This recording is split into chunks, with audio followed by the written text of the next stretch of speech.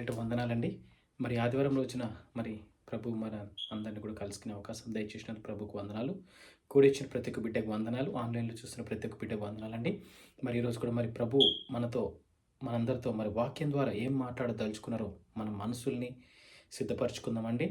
మరి వాక్యం ద్వారా మనము ఆయన ఏం మాట్లాడుతున్నాడో, ఆయన చిత్తం మన జీవితాల్లో ఏ విధంగా బయలుపరచబడుతుందో మరి మనం వేచి చూద్దాము.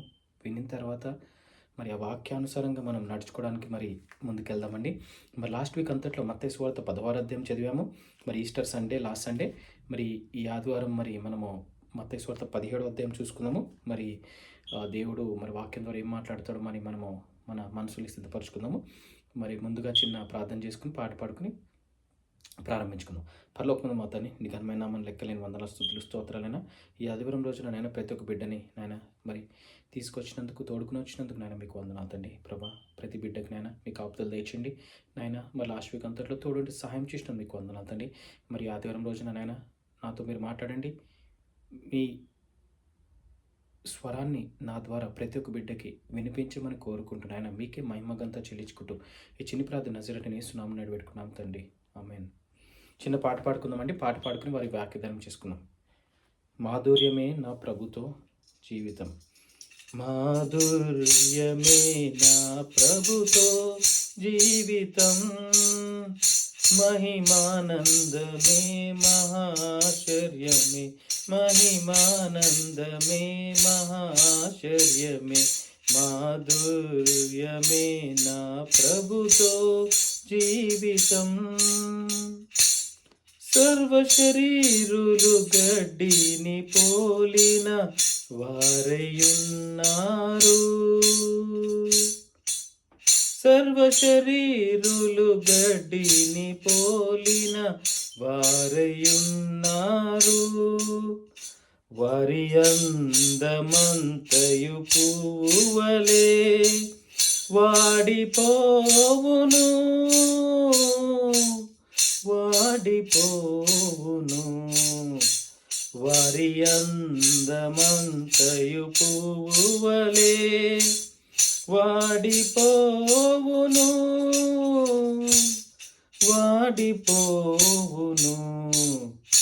మాధుర్యమే నా ప్రభుతో జీవితం, మహిమానందమే మహాశ్చర్యమే, మహిమానందమే మహాశ్చర్యమే, మాధుర్యమే నా ప్రభుతో. హల్లెలూయా. మరి చిన్న వాక్యదానం చేసుకుందాం. మరి మత్తయి సువార్త 17వ అధ్యాయం నుంచి మనం నేర్చుకుందామండి. మత్తయి సువార్త 17వ అధ్యాయం 4 విభాగాలుగా డివైడ్ అయి ఉందండి. మరి 1 నుంచి 13, 14 నుంచి 20, 22 నుంచి 23, 24 నుంచి 27. మరి మత్తయి సువార్త 17, 1 నుంచి 13 చూద్దాము. మరి ద ట్రాన్స్ఫిగరేషన్.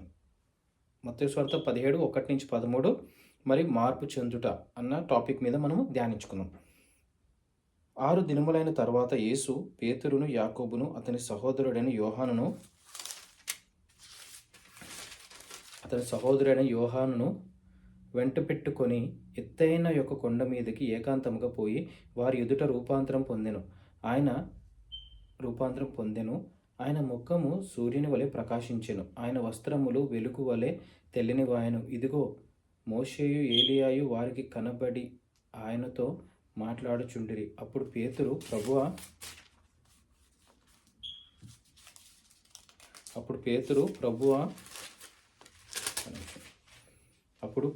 ప్రభువా మనం ఇక్కడ ఉండుట మంచిది. నీకు ఇష్టమైతే ఇక్కడ నీకు ఒకటియు, మోషేకు ఒకటియు, ఏలియాకు ఒకటియు 3 పర్ణశాలలు కట్టుదునని యేసుతో చెప్పాను. అతడు ఇంకను మాట్లాడుచుండగా ఇదిగో ప్రకాశమానమైన యొక్క మేఘము వారిని కమ్ముకొనెను. ఇదిగో ఈయన నా ప్రియ కుమారుడు, ఈయన యందు నేను ఆనందించుచున్నాను, ఈయన మాట వినుడని ఒక శబ్దము ఆ మేఘంలో నుండి పుట్టెను.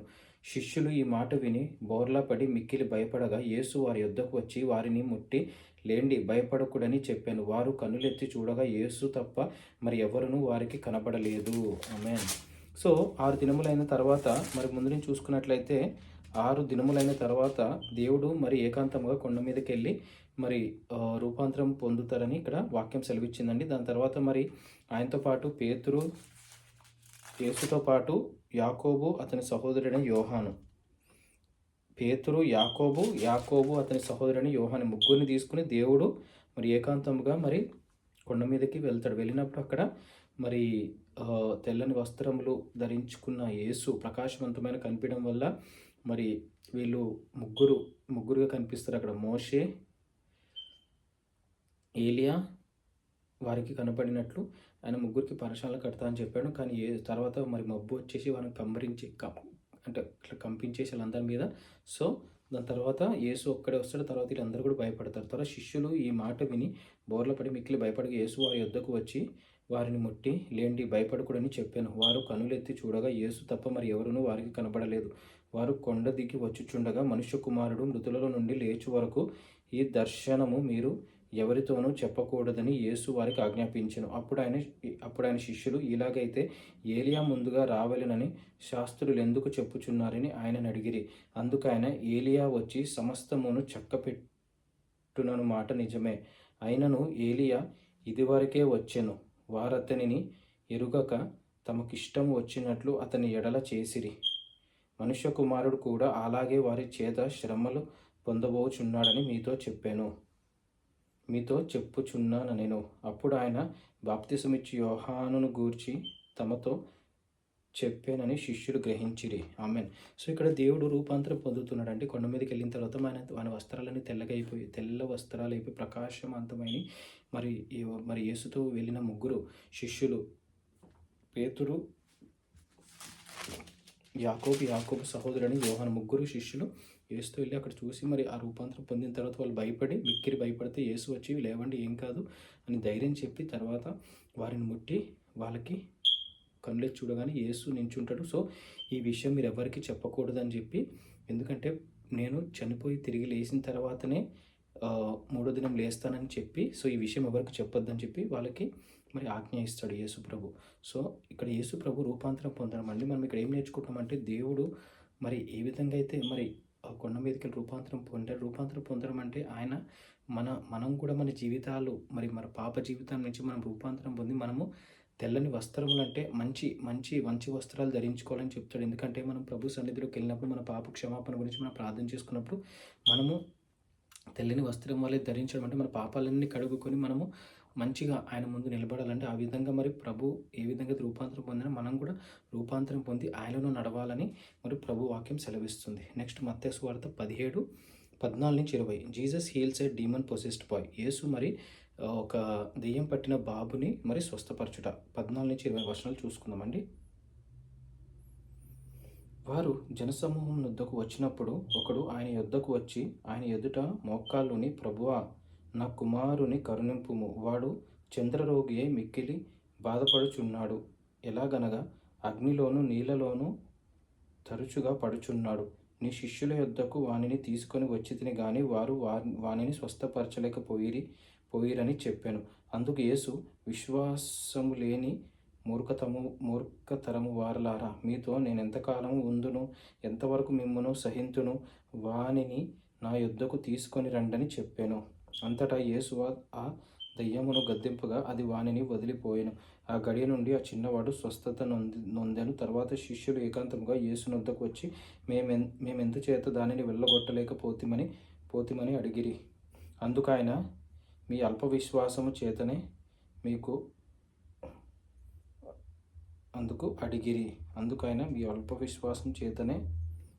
ఎందుకు వెళ్ళగట్టలేకపోయామని అడిగితే, అందుకైనా మీ అల్ప విశ్వాసం చేతనే అని ప్రభు వాక్యం సెలవిచ్చింది. సో ఇక్కడ ప్రభు మరి జనుల మధ్యలోకి అట్లా వస్తుండగా మరి కొండ మీద మరి ముగ్గురు శిష్యులు తెల్లి రిటర్న్ అయ్యి వస్తుండగా జనసమూహంలోకి వస్తుండగా ఒకను వచ్చి, ప్రభువా, మరి ఇట్లా మా అబ్బాయి ఇట్లా చాంద్రరోగి అయ్యి ఇట్లా దెయ్యం పట్టున్నాడని చెప్తే ప్రభు దగ్గర తీసుకెళ్తే మరి ప్రభు ఆ దెయ్యాన్ని గద్దింపగానే దెయ్యం వెళ్ళిపోయిందని మరి వాక్యం సెలవిచ్చిందండి. మరి శిష్యులు అంటే అక్కడ ఆయన చెప్తాడు, మీ శిష్యులు వెళ్ళగొట్టలేకపోయారు, అందుకే మీ దగ్గర తీసుకొచ్చారంటే ప్రభు అక్కడ అడుగుతున్నాడు, ఏం చూస్తున్నాడంటే, మీరు అల్ప విశ్వాసం అంటే హాఫ్ విశ్వాసం, ఫుల్ ఫెయిత్ లేదు వాళ్ళకి. సో హాఫ్ ఫెయిత్తో ఉన్నారు కాబట్టి వాళ్ళ దెయ్యాన్ని వెళ్ళగొట్టలేకపోయారు. మీరు ఫుల్ ఫెయిత్తో ఉండాలి, అప్పుడే మీరు వెళ్ళగొట్టగలుగుతారని ప్రభు మరి శిష్యులకి సమాధానం చెప్తున్నాడు. నెక్స్ట్ మత్తయి సువార్త 17:22-23 చూద్దామండి. మీకు ఆవగింజంత విశ్వాసం ఉండినట్లా ఈ కొండను 17:22 మీకు ఆవగింజంత విశ్వాసం ఉండినట్లా ఈ కొండను చూచి ఇక్కడ నుండి అక్కడికి పొమ్మనగానే అది పోవును. మీకు అసాధ్యమైనది ఏదియు నుండదని నిశ్చయముగా మీతో చెప్పుచున్నానని వారితో అనెను.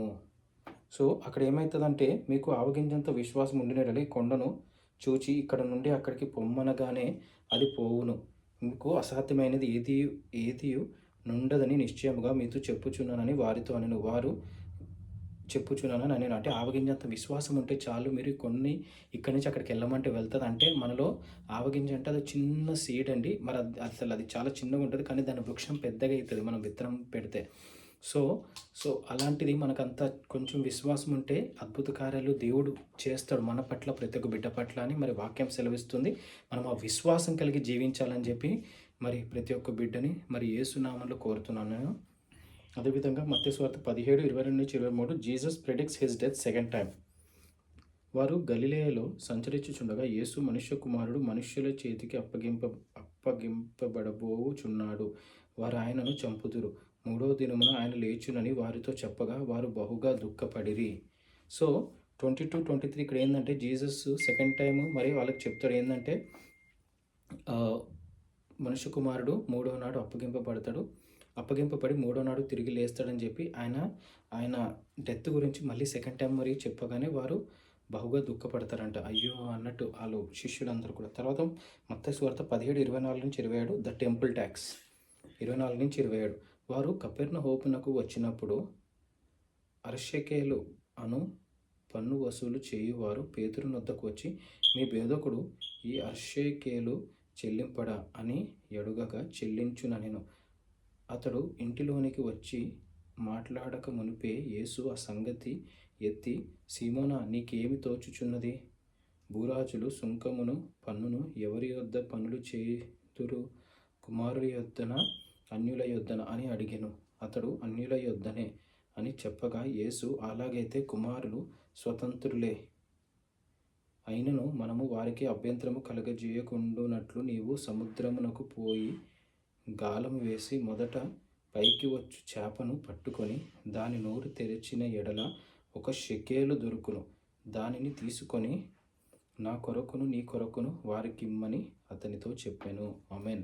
సో ఇక్కడ టెంపుల్ ట్యాక్స్ అంటే ఇక్కడ ఏమైందంటే, కపెర్నహూమునకు వచ్చినప్పుడు అంటే అర్షేకేలు పన్ను అంటే ఆ కాయిన్ మీద ఎవరిదైతే బొమ్మ ఉంటుందో ఆ బొమ్మ, ఆ మనిషి పేరు, ఆ పన్ను పే చేయడని చెప్పి పేతురుని అడగగానే పేతురు ఇంకా చెల్లిస్తాడని చెప్పి తర్వాత ఇంటికి వచ్చేసిన తర్వాత యేసు ప్రభు మరి పేతురుతో అంటున్నాడు ఏంటంటే, మరి నువ్వేమీ బాధపడకు, నువ్వు ఇట్లా వల వేయడానికి వెళ్ళినప్పుడు అక్కడ మరి నువ్వు చేపల్ని పట్టుకుంటావు కదా, పట్టినప్పుడు ఒక చేప నోట్లో అది ఉంటుంది, ఏమంటారు కాయిన్ ఉంటుంది, ఆ కాయిన్ తీసుకొచ్చి మరి ట్యాక్స్ పే చేసి అని చెప్పి ప్రభు మరి వాట సెలవిస్తుంది. గాలం వేసి మొదట పైకి వచ్చి చేపను పట్టుకొని దాని నోరు తెరిచిన ఎడల 1 షెకేలు దొరుకును, దానిని తీసుకొని నా కొరకును నీ కొరకును వారికి ఇమ్మని అతనితో చెప్పాను. సో ట్యాక్స్ పే చేయడంటే యేసు ప్రభు పే చేస్తాడని చెప్పి మరి నువ్వు వల వేయడానికి వెళ్ళినప్పుడు చేపను ఫస్ట్ చేప ఏదైతే వస్తుందో ఆ చేపను పట్టుకుని దాని నోట్లో ఆ 1 షెకేల్ అన్నది ఆ కాయిన్ ఉంటుంది, తీసుకొచ్చి వీళ్ళకి ట్యాక్స్ పే చేసే నీ తరఫున నా తరఫున అని చెప్పి మరి ప్రభు వాక్యం సెలవిస్తుందని.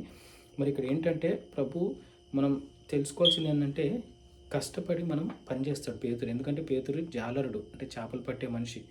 సో ఆయన ఆ టైంలో మరి దేవుని సన్నిధిలో దేవునితోనే వెళ్తున్నాడు. అంటే దేవుడు మినిస్ట్రీలోనే మరి దేవుడితో ఫాలో అవుతూ దేవుడు మరి బోధిస్తుండగా దేవుడితోనే వెంబడిస్తుండగా మరి ఆ టైంలో మరి ట్యాక్స్ పే చేయాలన్నట్టు వీళ్ళు అడగగానే కానీ ప్రభు పేతురికి హెల్ప్ చేస్తాడు. ఏంటంటే, నువ్వు వెళ్ళి చేపలు పట్టు, ఫస్ట్ చేప వచ్చింది నువ్వు తీసుకో, ఆ కాయిన్ తీసుకొచ్చి ఇక్కడ పే చేయి. అంటే దేవుడు ప్రతి అడుగులో మనకి తోడై ఉంటాడని చెప్పి మరి వాక్యం సెలవిస్తుందండి.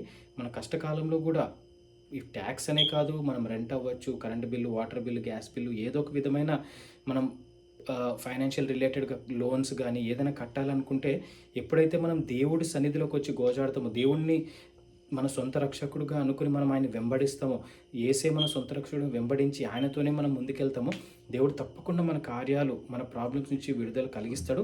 మనకు దీంతోపాటు మనకి విశ్వాసం ఉంటే మన జీవితాల్లో ఎంత పెద్ద మౌంటైన్ సైజు, అంటే అంత హై, అంటే అంత పొడవైందైనా, అంత అంత అంత ఎటువంటి ప్రాబ్లం అంటే మౌంటైన్ అంత పెద్ద ప్రాబ్లం వచ్చినా మనం దేవుడు తప్పకుండా నెరవేర్స్తాడని విశ్వసించాలి, నమ్మాలి.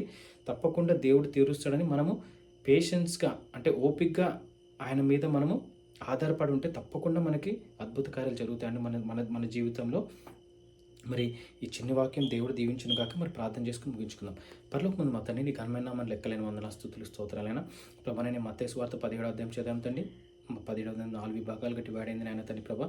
మీరు ట్రాన్స్ఫిగరేషన్ అవ్వుట, అదేవిధంగా బాయ్కి మరి దెయ్యం పట్టిన అబ్బాయిని విడుదల కలిగించుట నాయన తండ్రి ప్రభా. నాయన ట్యాక్స్, టెంపుల్ ట్యాక్స్, దాంతోపాటు నాయన మీరు సెకండ్ టైం డెత్ గురించి చెప్పుట నాయన, ఇవన్నీ కూడా నాయన తండ్రి మాతో మీరు మాట్లాడడం మీకు వందనాలు తండ్రి ప్రభు. ఎన్నిట్లించి నాయన తండ్రి ప్రభు, ఎన్ని ప్రాబ్లమ్స్ వచ్చినా నాయన ఆవగించేంత విశ్వాసం ఉంటే నాయన మేము ఎదుర్కోగలుగుతామని చెప్పారు తండ్రి. మీకు వందనాలు తండ్రి ప్రభా. అలాంటి విశ్వాసాన్ని నేను అల్ప విశ్వాసం ఉంటే అల్ప విశ్వాసాన్ని తీసేయండి నాయన తండ్రి ప్రభా. బలమైన విశ్వాసాన్ని, స్ట్రాంగ్ ఫెయిత్ని దయచేయండి నాయన. మీకు వందనాలు తండ్రి. ప్రతి ఒక్క బిడ్డకి, ఇక్కడ వచ్చిన ప్రతి ఒక్క బిడ్డకి, ఆన్లైన్లో చూస్తున్న ప్రతి ఒక్క బిడ్డకి యేసు నామములో విశ్వాసం నాయన దయచేయమని ప్రార్థన చేస్తున్నాను తండ్రి ప్రభా. అలాంటి విశ్వాసంతో మేము ముందుకెళ్ళే కృపను కోరుకున్నాను తండ్రి. ఈ నెక్స్ట్ వీక్, ఈ కొత్త వారం అంతట్లో కూడా నాయన తండ్రి ప్రభా, నాయన మేము తిరిగి కలుసుకునేంత వరకు నాయన తండ్రి మాలో విశ్వాసం ఎక్కడ కూడా లో అవుతే నాయన ప్రార్థించి మీ సన్నిధిలో గోజాడితే మీరు మళ్ళీ మాకు ఫిల్అప్ చేస్తారు తండ్రి. మీకు వందనాలు తండ్రి. మరి అలాంటి గొప్ప దేవుడు మేము సేవిస్తుండగా నాయన తండ్రి ప్రభా, మా తప్పుల్ని క్షమించమని ప్రార్థన చేస్తున్నాం తండ్రి. క్షమిస్తున్నందుకు మీకు వందనాలు తండ్రి. ప్రతి ఒక్క బిడ్డకు మేము మెండేలు దీవెనలు దయచేయండి. మరి నెక్స్ట్ వీక్లో నైనా ఏ బిడ్డకైనా మరి హాస్పిటల్ అపాయింట్మెంట్స్ ఉన్నాయో, లేదా ఇంటర్వ్యూస్ ఉన్నాయో, లేదంటే వర్క్ రిలేటెడ్గా కానీ, ఫైనాన్షియల్గా కానీ ఏ ఇబ్బందులు ఉన్నాయో నాకు తెలియదు నాయన. కానీ మీరు చూచిచ్చిన దేవుడు తండ్రి, ప్రతి ఒక్క బిడ్డకు మీరు తోడు దయచేయండి, సహాయం దయచేసి నాయన తండ్రి ప్రభా.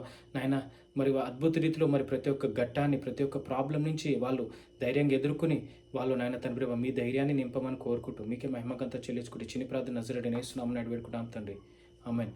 అందరికీ shalom. Have great day. Thank you.